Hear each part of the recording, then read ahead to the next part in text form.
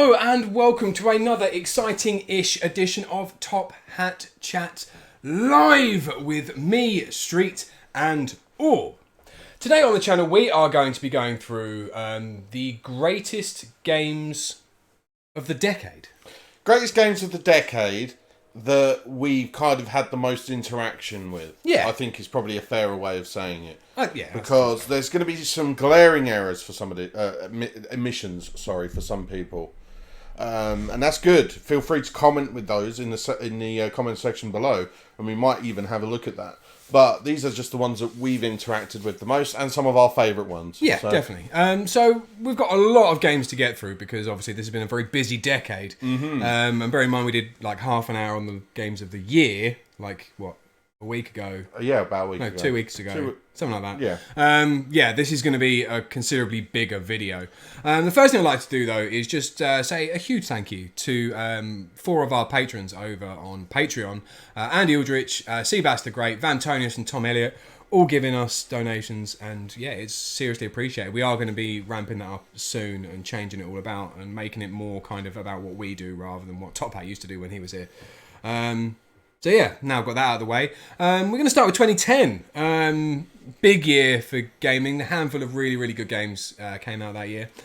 Do you want to start with a couple? Well, some of my favourite games ever actually come out in 2010. I was an idealistic 20-year-old at university at the time doing my English literature degree, and I fortunately had some amazing computer games to join me along on the journey. So you probably needed them to get through that first year. It was my second year. So yeah, the work had kicked in, but these distracted me when I needed it to. One of my most favourite games of all time, Fallout New Vegas, come out 2010. New Vegas is a ridiculously good game. New Vegas is the best 3D Fallout that there is. Yeah, I think that there's a really good case for that. It had pretty much everything. And it was half finished. Yeah, it had a casino. It had a great shooting aspects, great RPG elements. The RPG elements is great. It's the sheer variety of ways that you can finish missions. Yeah. The faction system as well. They took out morality for faction. Really, morality was still there, but it wasn't quite so featured as it was in Fallout 3. And I think the game was all for the better of that. It's absolutely one of my all-time favourite games. Yeah. New Vegas is great. Yeah, it even had game-breaking bugs to laugh at, so it was amusing as well. It's a Bethesda game, and obviously it was brought to us by the guys who eventually made Outer Worlds, which we decided was one of the best games of the last year. Yeah, it's amazing. So their pedigree is clearly displayed here. Yeah, I love it. It's fantastic. Everyone who is interested in Fallout or post-apocalyptic stuff should give Fallout New Vegas at least one go. Yeah. Other games that came out that year that are of note, so you got like Red Dead Redemption. Huge game. Red Dead Redemption was the first one. Was an utterly stunning piece of work from Rockstar. Yeah, it was. It was. Oh, it just blew me away. I preferred it to GTA 4 at the time. I preferred Red Dead. I got seriously bored. I felt like it was too slow, but that is what you're going to get when you set a game in the Wild West. It's true, and unfortunately, its predecessor, Red Dead 2, suffers from that greatly. Predecessor, Red Dead 2? Yeah. The successor, Red Dead 2. Oh, yeah. Sorry. Suffers greatly from its pacing issues because of the era that it's set in, but we'll cover that when it comes up. But Red Dead Redemption, along with Undead Nightmare, is some of the most fun I've ever had in that sandbox-style game that Rockstar I feel like was. we wouldn't be talking about it as much if it wasn't for Undead Nightmare, though. Oh, I mean, I think that's a little unfair, but Undead Nightmare is amazing. Yeah. It really is. Yeah. I mean, so another game that came out was a remake. Before remakes become the big thing. Yeah. But it was around this time that Game Freak had a lot of success with remaking Pokemon Red and Blue into Fire Red and Leaf Green. And they were superb updates to the game. Yeah, they were great. So they decided to do it again and update Gold and Silver to Heart Gold and Soul Silver, and they come out in 2010. And they are, in my opinion, I haven't played the new one yet, and that's a whole different story. But to my mind, they are the best Pokemon games that have ever been made. Yeah. The new Pokemon story will be going over. We'll go over that fully over on twitch.tv/Top Hat Chat straight after this stream. Yeah, absolutely. Get that in there. But Pokemon Heart Gold and Soul Silver are the best Pokemon games ever released. Yeah, going on to best Pokemon games ever released, from there over to one of the best skating games ever released. Skate 3 was 2010. That game was ridiculously good, and for me, it was kind of like the big goodbye to ever wanting another Tony Hawk's game. It was better than any Tony Hawk's game in the sense of it was a skating simulator. Yeah. It made you feel like you actually knew something about skating. Yeah. And I've not been much of a skater in my life. I could just about ollie when I was younger, but I've always sort of had a lot of friends in the scene, and I'm very into the scene myself. I really appreciated Skate 3 and what it brought to the table. The thing is, people are still absolutely raving about that game now, 10 years later. Mm-hmm. Yeah, absolutely, and people still play it. Yeah. In fact, I picked up a copy 3 years ago. Yeah. Again, because I lost my original copy, and that's 7 years deep into that game. Yeah. So I was going to buy it over Christmas. Actually, I didn't, but I probably will. See, this is it. Yeah. It's one of those games you want to come back to. Yeah. So next year, 2011, big year because we had actually a hardware drop in 2011. Yeah, one that saw a lot of love later on, but not really when it dropped, I feel. No, it was called gimmicky. It was called not enough of an upgrade on the original idea. Mm-hmm. I think it's actually a bit of an underrated bit of kit. I think it's got some fantastic titles on it. We're talking about the Nintendo 3DS. Top Hat Gaming Man loves the 3DS. Yeah. A lot of people in the channel and in our community love the 3DS. Yep. I do think it gets a bit of a hard rap. There are some fantastic games on it. Not necessarily in 2011. There are a lack of handheld titles on this list, and that's because I fell out of handheld gaming around this time, this decade. Yeah. Hopefully the Switch is going to kind of bring me a bit more back towards that. I started to lose interest around DS. Yeah. And then it just fully went with the 3DS. And again, I saw it as one of those minuscule upgrades. Why do I care about 3D? The 3D was terrible. I hated it. And once again, it kind of goes on from that whole thing of when consoles are released, the first year is almost always terrible. Yeah, absolutely. I think it's almost a fool's gold to buy a console in the first year of release. Yeah, I think so. I mean, I do it consistently. Oh, yeah. And we probably will for the Xbox. Yeah. Xbox when that comes out. The Xbox, yeah. When that comes out. I've got my Xbox this year. Again, we'll talk about that over on Twitch. Absolutely. But now we talk about some games that came out in 2011. So, again, some ridiculously good games. This could be my pick for arguably my favourite year of this decade, 2011. Yeah. I'm going to go for one right off the bat. Go. I'm going to say it's the biggest one. Go. Skyrim. 2011, Skyrim. Skyrim's ridiculously good. It is a phenomenal game. Yeah. Again, still got an amazing community around it now. I think people are still kind of finding stuff. Everyone's still finding stuff on that game. It's huge. It's massive. The modding abilities of the community as well have just extended the lifespan tremendously. Yeah. That you can have a role play aspect. Yes, don't get me wrong. I, on this channel, have several times stated that Skyrim was the start of the real dumbing down of RPGs, and I do stand by that. It is a dumbed down RPG. But the size of it makes up for it. It's still a phenomenal game. Yeah. It's still a phenomenal game. I love it. The Evil Yeti is a huge fan, big fan of the stream, and member sometimes, and he absolutely adores the game as well. It's tremendous. Following on from that, do you want to take this? Because this is... have you actually played this yet? Yes. Oh, man, it's one of my absolute favourites. Go on. Portal 2. Portal 2 is ridiculously good. It took one of the best puzzle games / non-killing first-person shooters ever made in kind of like a tech demo-y type format and made a full game out of it that was engaging and fun. It had an interesting story. The fight mechanics, although seldom seen, were amazing. It was just almost the perfect game. It built on top of Puzzle Portal. Game. That Portal was an amazingly good puzzle game that brought something new to the table. And what they did with Portal 2 was like, we're not going to change any of that. Yep. We're just going to add a great story, fantastic voice acting, fantastic music, a brilliant setting.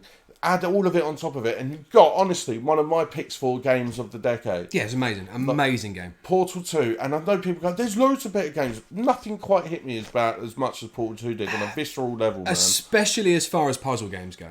It's definitely I mean, it's a great shout for being the best puzzle type game of the past decade. Yeah, easily. Absolutely adore it. And I urge anyone to play it. I really do. Another game just that I think is worth mentioning just for its sheer technical ability was L.A. Noire.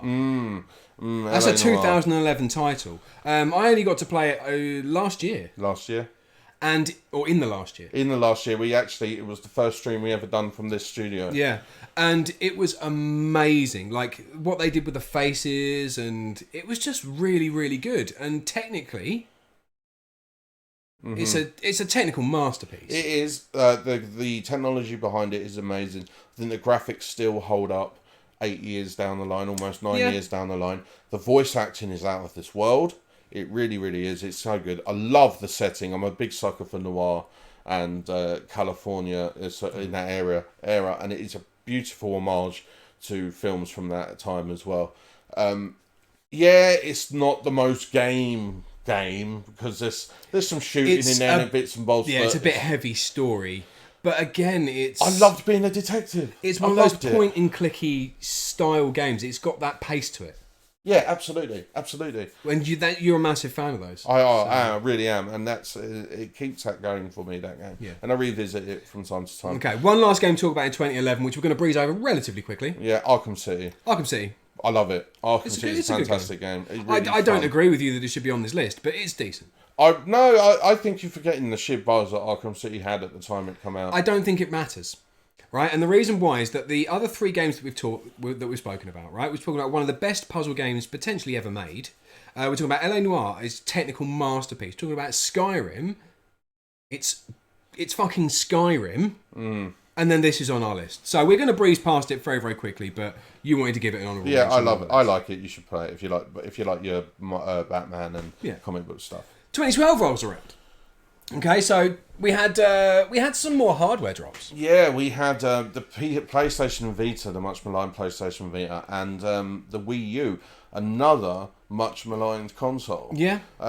Not the best year for hardware drops. No, 2012 wasn't a great year for people releasing things. I think the Vita gets a harsh rap. So does the Wii U in a lot of senses, but I can see why everybody hated it. There's some huge glaring issues. Well, they didn't even hate it; they nothinged it, which is worse. It is worse, isn't it? There was not a visceral reaction to it. It was such a forgettable thing. Oh, Nintendo's releasing a console. 10 years previous to that, it would have been, oh my god, Nintendo's releasing a console. Yeah, it really was just a nothing. And it never recovered, I don't think, from such a poor launch. This should have been their Switch. It should have been that kind of hype around it, but it just wasn't. Some of the games that came out, not an amazing year, but some good games nonetheless. So you wanted to put in The Walking Dead. The Walking Dead Telltale games, which first come out in 2012, again bring forward to me memories of the point and click bygone era. And that, at that time, was so well done. The story made me cry at the time. Yep. Like, it was so emotional. It was so well written, and it was a lot of fun. It's not the most gamey game, but I know a lot of people that had hours and hours of entertainment from it. And it's such a good game. I love it. Yeah, it's good fun. It's a walkthrough story. It's fine. Got no issues with that. And it's something that was a bit different. Yes, it was a bit different. It. Then you've got Dishonored, came out this year. Brilliant game. Yeah. Brilliant game. Dishonored's a great game. Really enjoyed it. I don't feel like it got the hype that it deserved. No, I don't think. I think it got overlooked. Yeah, but very, very good. The gameplay was special enough for it to stand out, even though it didn't. That's it. There's two distinct ways you can play through the game. You can either do it sneaky, non-kill fashion. You don't have to kill any characters in the whole thing, or you can just go blood and guts for it. And they're two very distinct playthroughs. And it was a lot of fun to do it in that way, and I thought that was good for a game to give you that at the time. Yeah, you got Far Cry 3, another game came out this year. Far Cry 3 in 2012. It's a massive title. Everyone's played Far Cry 3. It's so memorable. It was a brilliant setting. It's got one of the most iconic video game bad guys of all time in Voss. Yeah, you know, and the you did hate him. Yeah, you really hated quickly, him. And he was so enigmatic, and it was brilliant. True it Hill. was colourful. It was fun gunplay. Yeah. It was just really cool. The hunting mechanics were fun. Story was really good. Far Cry 3 is one of the all-time classic first-person shooters, in my opinion, that tries to do something a little different. You know, there's some really memorable moments in it. Yeah, great stuff there. And another game, which again I don't really know why is there, but Trials. Trials Evolution. Trials is a big game because it harkened back, in my opinion, to the Flash games of yesteryear. And everyone remembers playing Elastomania and Dirt Bike and things like that. And this was the update to that. And I know a lot of people that were really into the Trials games. And it is a lot of fun. It is a lot of fun, in my opinion. 2012 wasn't the best year for gaming. It had some standout titles, but that is a indie game release that I think deserves a mention when you're talking about important games from them times that we've had experience with. Yeah. Because remember that there are glaring omissions here. We won't see any Yakuza or anything on this list because we haven't played them. These are games that we have played and we can talk about. Yes. It's not the definitive list. This is just our gaming decade. Yeah. So we move on to 2013. 2013 was a ridiculous year because it had some of the most recent hardware drops that are really worth talking about. Well, so you've got the amazing, incredible Ouya. Oh yes, I mean it wouldn't have been the 2010s without the Ouya. What a horrendous piece of kit that was. I fucking hate it. It's so bad. It's so bad. Top Hat bigged it up so much. Yeah, we did a stream. I don't know if anybody's seen it over on Twitch. Oh, they saw it. A lot of people did. Where Top Hat Gamer Man made us play the Ouya, and it was miserable. It was a miserable experience. It was worse that we had to spend time with him as well, which made life hard. Yeah. But yeah, at least if we were doing something fun, that would have been fine. But we weren't. We were playing the Ouya, and it was terrible. There were no good games. It was essentially just you can play mobile games on your TV and Saturday morning RPG. So, which we found was a really good game, but it was available in other places, and I'd rather play it anywhere else than the Ouya. Yeah. But the big ones. Obviously. Yeah. We also have the Xbox One and the PS4 both came out this year, bringing with it GTA 5. Oh, man. Which was a port. It was a port. But it was a decent port. Oh man. Actually, I don't think it was a port at the time. It didn't come out on... No, that's not the port year. 2013 is the year that GTA 5 dropped on Xbox 360 and PS3. Ah, yeah. It didn't come out on the newer consoles for a year, I don't think. Yeah, I think you might be right. And then another year after that on PC, because I bought it all 3 times. Oof, yeah. I built it all 3 times. Well, that just talks about how great GTA 5 was as a game. Yeah, it's amazing. It is amazing. Such a good game. It is Grand Theft Auto turned up to 11. It's in your face. It's attitude. It's pop culture. It's run and gun and rob and steal and deal drugs and hire hookers. It's everything you want from a GTA and more. Like I say, it is a phenomenal game. It's almost the perfect game. It's up there. It's up there with some of the best games ever made from a technical standpoint and from a fun point of view. Yeah, the story was amazing, really well written. Voice acting was great. It pushes some boundaries which really needed to be pushed. Mm-hmm. It's great. And it's solid. It's relatively glitch free. It added a mechanic that everyone was kind of worried about before they played it, and then when they played it, it worked so well, which was the 3 main characters swapping between people. Yeah. They did something a bit different. People were worried about that because everything, like having that single protagonist, is a big deal in GTA. But for that, it worked. It really worked. Yeah. Then you got BioShock Infinite. Brilliant game. Great game. Love the story. Yeah, it's very BioShock. It's very BioShock. Love the setting, story, and the music. That's a great game. Yeah, you also had of that year The Last of Us. So this was kind of the start of the PS4 releasing those story-heavy exclusives that everybody really loved. PS3. It was ported to the PS4. Christ, really? Last of Us is a PS3 game. Fucking hell. That's how good Last of Us is. That's how good Last of Us is. Really? That's blown my mind. It was ported to the I didn't even realise Correct me if I'm wrong in the comments, but I'm pretty sure it was ported. Shit. Because it's a remastered edition that you get on the PS4. They've done well with it then. It's a brilliant game. If you haven't played The Last of Us... mistakes. If you haven't played The Last of Us, if you want an engaging and brutal story, if you want some really fun gameplay, not the tightest, but fun, go and pick up The Last of Us. Yeah. It is a tremendous game. Another one I want to mention, I'll mention it briefly, but I had a lot of fun with it, is Black Flag, which is Assassin's Creed. Yeah. It was probably the last decent of the original style of Assassin's Creed games before they mixed it up with Origins and so forth. I enjoyed Syndicate, but I don't think Syndicate's as good as Black Flag was really, really good. I mean, piracy is definitely something that we support on this channel. Mm-hmm. So yeah, Black Flag had to be on this list. And a game which lots of people still talk about now, which is Hotline Miami. Big indie release. Yeah. Big indie release. Super fun. Way fun. Like, so much fun, man. You can have hours on that game. Hit some headlines as well. It really did. It was controversial. It was different. The art style is fantastic. Homage to the 80s. And the music's really good. It's one of those arcade-style gamers that there are too few and far between of nowadays that are any good. Yeah, it's amazing. Really, really good. Really, really good game. I've had hours and hours and hours of fun on that game. It's so quick, so fun, so fast paced. Paced very, very well, actually. Masterpiece of an indie game. Right, so the following year was 2014. So you had not a massive amount to talk about, really. Probably the weakest year, arguably, in releases, 2014. Out of the games that we played, I imagine there's some bigger ones and we're going to get slaughtered in the chat and the comments. I mean, I'm happy for that. I researched it. Bring it on, yeah. I researched it. We're happy to be corrected. The big one for me, and it wasn't a biggest title, it's in the same vein, The Wolf Among Us. See, this is one that I never really got into, so this is going to be your little piece to camera now. The Wolf Among Us, if you haven't played it, is a visual novel style game in the format of the Walking Dead games that we were talking about earlier with dialogue choices. You play Big B Wolf, who is the big bad wolf, as a detective in the Fable City part of New York City, and it's based on the Fables comic books.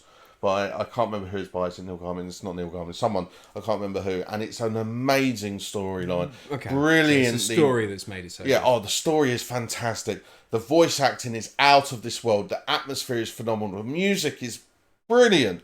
I honestly love it so much. It's probably my favourite of those style of games. And we are getting a season 2. We're getting a new one next year, which I'm so excited for because it's got a real cult following. Again, light on gameplay and the engine was getting a bit old by this point. It's still a fantastic game. I love it. So we've got 2 Wii U games to talk about now. So you've got Mario Kart 8 and Smash Brothers. Smash Brothers for the Wii U, I personally thought was quite weak. It is the weakest of the Smash games, ignoring the first one. Yeah, first one's pretty weak. Yeah, but then that was the starting point. I'm willing to overlook it. Yeah. But it's the weakest of the main console releases after them. Yeah, and then Mario Kart 8, which was an amazing game. I think Mario Kart 8 is probably the best Mario Kart they've ever made. Yeah, I mean, they improved year on year, debatably, up until Mario Kart 8. Double Dash is fantastic. I really enjoyed Double Dash. I'm torn on it. I really enjoyed it. I think some of the tracks are great, but personally, it's not one of my favourites. I didn't like the mechanics. 8 is better. I just think 8 is incredible. better. 8's incredible. It's smooth, man. It's so smooth. It's great. And that's all the games we want to talk about from that year. Yeah, that's it. 2014 drop. 2015. So you saw the birth of Undertale. Yeah, and there's toxic fan base that's associated with it. Yeah, that grew from this point forwards in 2015. I only played it for the first time this year. Yeah. On stream. And that was the first time I played it. It was enjoyable. I can see why there was a lot of hype about it. It was something different. Yeah, great game. I think what you need to do, there's 2 here I'm going to mention simultaneously because they are 2 huge additions to their respective franchises for different reasons. Okay. The first hand, you have Metal Gear Solid 5. The end of Metal Gear Solid. That is the end of Metal Gear Solid. Hideo Kojima leaves. That's it. It's all done. Metal Gear Solid is finished. It was only half finished anyway. It was barely a decent... But people really love the game. They have a lot of fun playing it. I struggled with it. I didn't think it was that good. But then I kind of fell out of love a bit with Metal Gear Solid games around 4. I really like Metal Gear Solid 5. Again, didn't play it till a couple of years after this. Really, really liked the game. The story was insane. Getting into it was hard. There was like a half an hour learning to walk simulator, which started the game off, which provided nothing but trying to walk, which was incredibly boring. But once you got into it, kind of the freedom that it allowed you and the backwards and forwards. I hated the online. I thought it was miserable and depressing. But the actual game itself was solid as fuck. Yeah. Really, really enjoyed it. Hours and hours into that game. Absolutely loved it. Bloodborne. Well, that was where I was going, but I agree. We'll talk about Bloodborne quickly. The best of the Souls games, in my opinion. I'm not the most experienced in them, admittedly, but a friend of mine who is balls deep into the Souls games that enjoyed Bloodborne the most. I enjoyed it the most out of what I played of them. Bloodborne's cool. It's fast paced. It's hard as balls, but it's a lot of fun. The one I was talking about as we saw the ending of a dynasty with Metal Gear Solid 5. We saw the coming to the front of a new, not new because it was the third installment, but of an IP that really came into its own, and that's The Witcher 3 Wild Hunt. The Witcher 3 is the game that brought the world's attention to the Witcher series and CD Projekt Red as a whole, and has given them the ability to go ahead and make Cyberpunk that we've got coming out, because everyone now knows what CD Projekt Red brings to the table, because The Witcher 3 is one of the most comprehensive, fun, deep, intricate RPGs of the last decade. 100%. I mean, it's spawned a Netflix series which is renowned. Yeah, that's unheard of. It's amazing. Well, Castlevania. Yeah, okay, true. But Castlevania had a lot more games behind it. Yeah. The Witcher had two, and then this third one. And then this third one, yeah. I mean, the game, I haven't played it myself. Oh, it's fantastic. You'd love it. It's on my list. You would love it. You need about 100 odd hours to be able to dedicate to it. Yeah. But I'll find the time. It's brilliant. It really is. Anything else from that year? There was one thing. Go. Well, two things actually, because it's quite a big year. We'll quickly mention both of them. Fallout 4, the weakest of the Fallout main titles. Yeah, but it was still a Fallout. It still had a lot to do. It was the lightest on the RPG aspect. That's what bothered me. But it had the tightest gunplay and the nicest graphics. So it's all about what you prefer. Yep. It's a big game at that point. I didn't enjoy it much, and I'm a huge Fallout fan. Take it as you will. Yeah. The last one is Super Mario Maker. Mario Maker was a ridiculously good game. It birthed a whole community of streamers and speedrunners, and it had such a following that survived right up until Mario Maker 2 came out, and then it just rebirthed itself into the Mario Maker 2 community. And oh my god, what a game that was. It's tremendous. It really is. It's a lot of fun to play. Tremendous. It really is a lot of fun. Yeah. 2016 rolls around. Quickly go through some honourable mentions. Quite a Stardew poor year. Valley. Quite a poor year. Stardew Valley, great game. Yeah. On the indie front, it's better to play it on PC than it is on the consoles, as we found out. Yeah. But it's a really fun lifestyle sim. You know, it is what it is. It's a lot. I think it's a lot more engaging than a lot of the other games in that same mould. Go out and pick it up. It's only about £12. It's a really good game. We had the ending of the Uncharted series, Uncharted 4 of the mainline series. The Uncharted games are fantastically fun. I loved the Uncharted games. I bought PS4 just to play them all again. Yeah.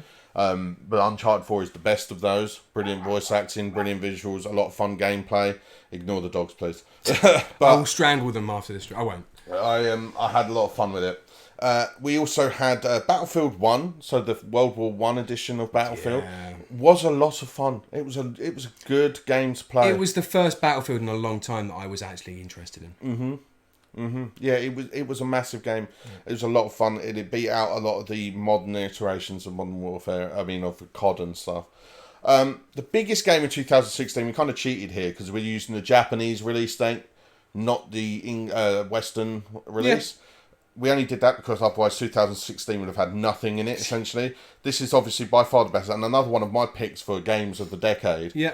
Persona 5. Persona 5 is a game that we've been playing and vaguely actively playing on stream at the moment. And it's the first time I managed to play it this year. It's absolutely incredible and has rebirthed my love of turn-based RPGs and what they can be. Absolutely. It saves that genre, the JRPG genre. It is JRPG genre. It really does save it, in my opinion. It just highlights that it's not dead at all, and it can be done fantastically. Yeah. So good.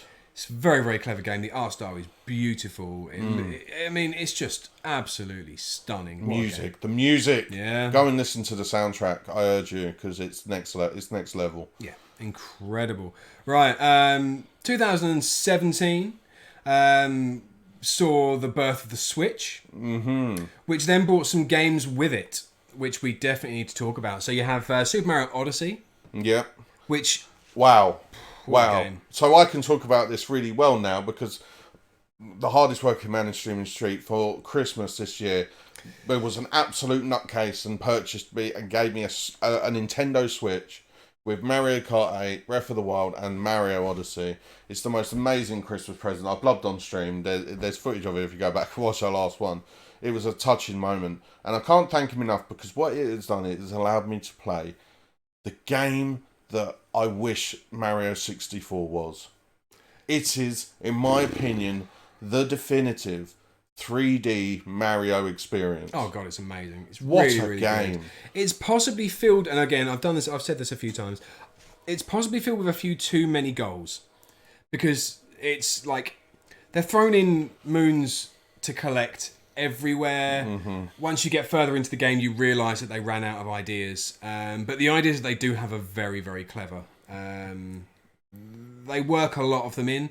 If it was maybe 400, there's probably about 500-600 good ones. Which is impressive. Oh yeah. That's very impressive. Yeah.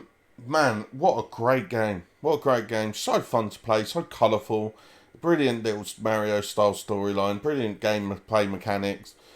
I'm having a blast playing through it. I cannot wait to keep going through it. I hope they do a Mario Odyssey 2 already. I'm pretty sure they are. One game that is getting a sequel that came out this year is Breath of the Wild. Breath of the Wild. See, Breath of the Wild was really loved when it came out. One of the biggest problems with it that I saw is that it wasn't your typical Zelda game, and it was almost loved because it was your only option.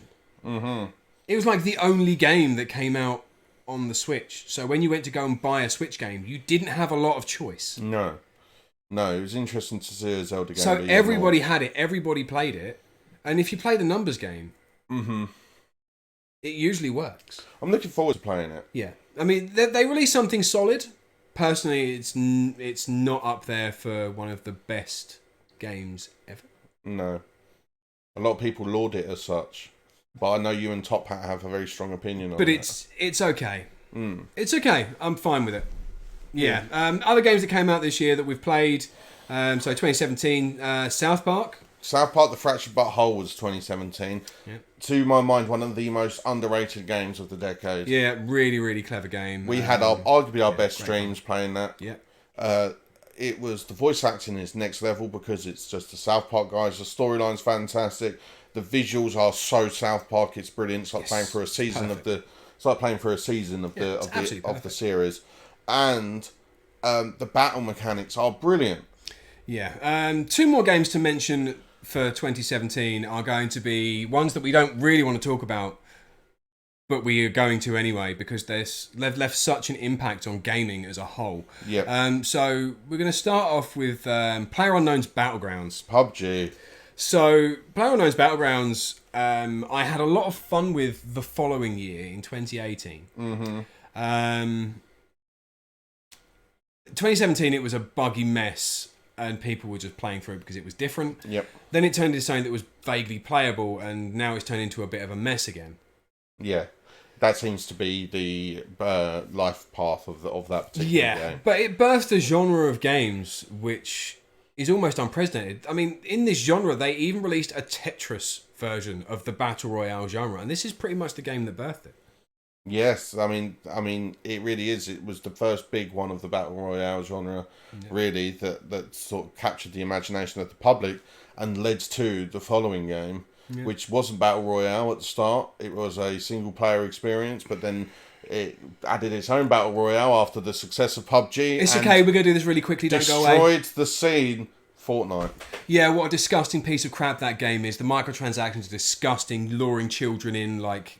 a van man with candy and puppies. It's disgusting. It's an exploitation of children. It is, but it's a cultural phenomenon. And it's disgusting. What a horrible, horrible game it is. I work in schools and I see no shortage of children walking around with Fortnite backpacks, book bags, shoes, you name it. They have cards, they have the whole thing. That's all they talk about. They are so deep into the game, it is insane to see. Yeah, it pretty much wants... It makes me want to blow my own head off. Yeah. I hate it. Totally understandable. I've refused to put any time into it. I hate it so much. Totally understandable. Right, next year. Well, we should mention, this is the last year that we're going to cover. Yeah, and we'll at the end, we'll go over it really, really quickly. Okay. So, 2018, you saw some amazing games, and I mean some amazing huge year. games. Huge year. So, just in this year alone, you had Red Dead Redemption 2. Now, it captured the world by storm when it first came out. For about 2 weeks. And this is what I was saying earlier. Then the pacing issues become extremely apparent. Oh, yes. It is a slow burner of a game. It requires a lot of patience, a lot of time to dedicate. It's deep. Its world is a brilliant, fantastic achievement. It is gorgeous. It feels alive. It captures the essence of the dying days of the Wild West brilliantly. I have a lot of interest in that personally through my literature degree. I read a lot of literature from America around that time. Yep. I'm really interested in seeing, and it does amazingly well of capturing the essence of it. Yes.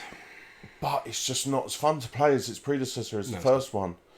And that's such a shame. Yep. Because it has all the potential in the world. And it's arguably significantly better. Oh, technically it's next level. Better. It's technically it's next level. It just misses out something. Yeah, you also had Monster Hunter World we'll talk about. I mean, you that didn't game like it. was... I can see why people liked it so much. It was the first Monster Hunter I ever played, and it made me want to play the old ones. Yeah, see, I played Generations a bit. And... I really enjoyed Monster Hunter World on the Xbox One. Me and my friends all got it at the same time, just off a whim. None of us had played Monster Hunter before. Yep. And we had a good month, 2 months, 3 months of playing that game solid almost every day. It was a lot of fun. It really was arguably the game I ended up sinking the most amount of time in 2018. Yeah, it's an interesting game. It was fun. I suggest people give it a little go. It's been updated significantly since it's come out. Then we've got a couple of games that I played a lot of. Yeah, I didn't touch these ones. So the first-person games. Not first-person. Single-player games. Yeah. So you got God of War and Spider-Man. I'm going to cover these both because obviously these are games that I played that you didn't. God of War was an amazing game with a great story. It was engaging. It was fun. Linear as balls. Mm-hmm. But in all the right ways. Yeah. It was very, very linear, but gave you little bits of side stuff that you can do. Some backtracking, but not too much. Not enough to annoy you. Fun. Really, really fun game. Pretty sure it won Game of the Year that year. I believe it did. It's a funny one. It was another one of those games. It was weird. You had this and you had God of War and Red Dead 2 or around the same sort of time in this year. And they both captured a wider audience than video games had previously done in the last couple of years. It was weird. You saw both these games having appearances on things like Conan in America and things like that. And it was quite amazing because God of War is been around for forever. It was the rebirth of a series that was getting stale. Yeah. And it captured that zeitgeist, and it was really interesting to see that happen. Yeah. I want to play it at some point. And Spider-Man, I mean, that game was really, really good. I felt like trying to 100% it was tedious as balls, but it did a very, very good job of capturing Spider-Man. Yes, what I've heard. Yeah. That's what I've heard. It was very, very comic book. Very, very like I wanted a Spider-Man game to be. I mean... Playing all of the original Spider-Man games, which I have done, almost all of them, and then wanting something where you're so free to just swing around and see so far in front of you, with a good draw distance. And this game managed to do that. It was absolutely amazing. And again, this game in itself, I watched interviews with some of the old developers of the earlier Spider-Man games. They were like, this is what I wanted it to be. Mm-hmm. But with the limitations at the time, we could never do it. No. It used the power of the PS4 to its maximum to be able to do it. Amazing game. As well as Octopath Traveler, I'm going to talk about as well really, really quickly. So this is so this is a great game. I was going to say this is the first Switch game we talked about, but it's not. We've spoken about a few others. But Octopath is a very, very interesting game because it divides opinion with its art style. Its art style is very, very nice, and it tries to make itself look old. When games try and make themselves look old, generally they don't do a very good job. This one made itself look new and old. Yeah, that's always impressive. It was clever. I really, really liked it. Almost looked like cardboard cutouts done in pixel art. It's amazing. Like, it was really, really nice. It was fun. It was open. You could do things in many different orders. It very nicely showed you the ways that you can go. So then you can have a good level up and progress in. So it kind of, the game goes with you as you go and adjusts itself. So you're never super underleveled. So it's not horrendously grindy. No. Relatively easy to exploit at times, which made the game considerably easier. But it was really, really fun. There's a couple of games you want to mention as well in this year that came out. Yeah, just 2018. two. There's one that I'll start with, which was a co-op experience that me and the real Garfolk had in 2018. And that was A Way Out.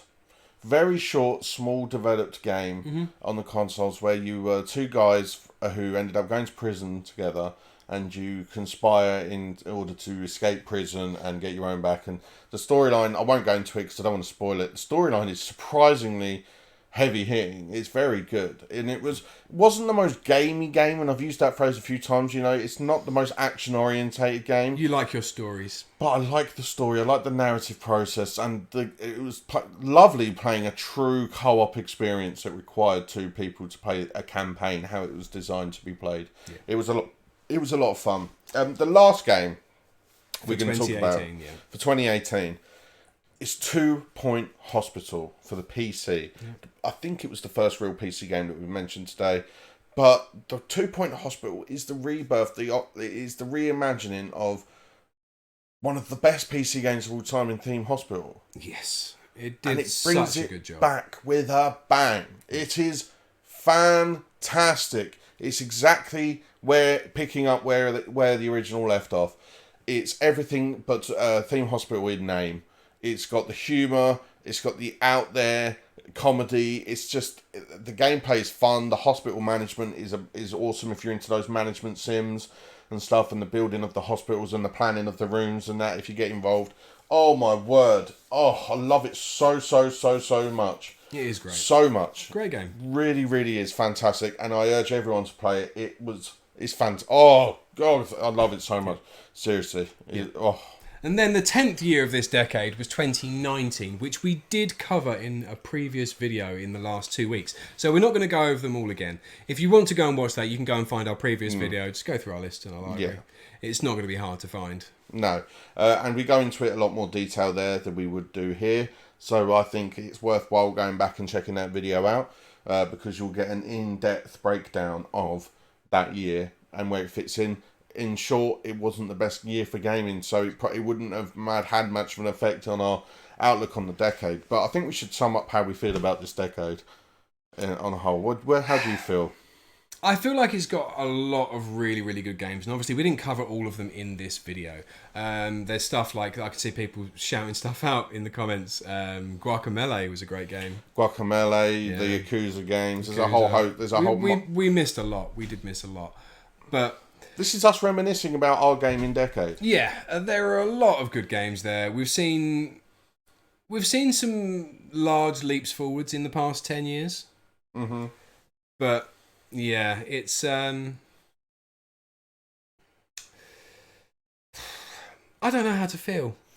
I have a warm feeling looking back at this decade because I remembered as I was compiling this list yesterday how many of my favourite games of all time are in this decade.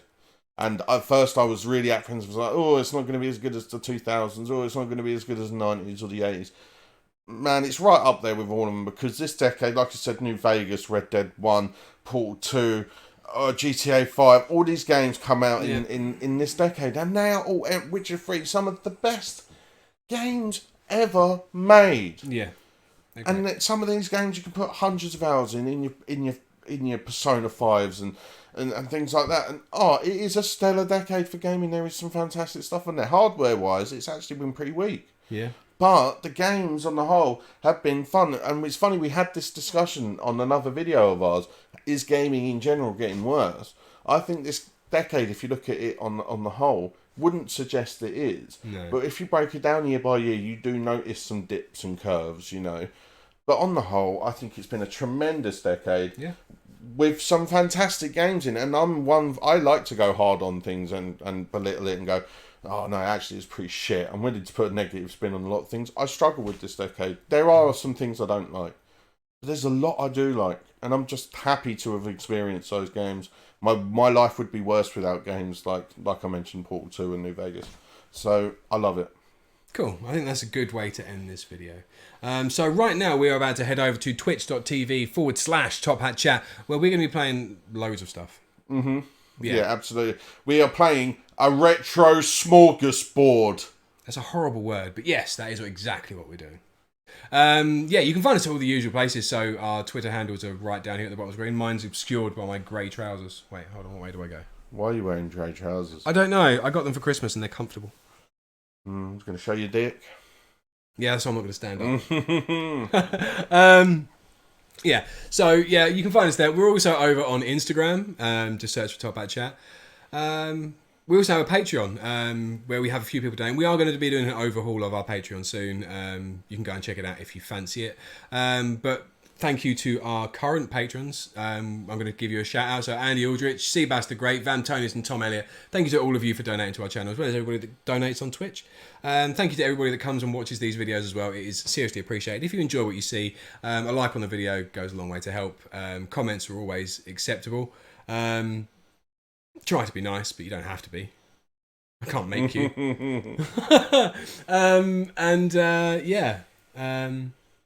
Thanks for being here. It's been a fun stream, I feel. Definitely fun. A lot of fun. I've been reading the comments as they're going along. You guys have been tremendous. Yeah. Sorry we didn't give you a shout, but we had so much stuff to get through.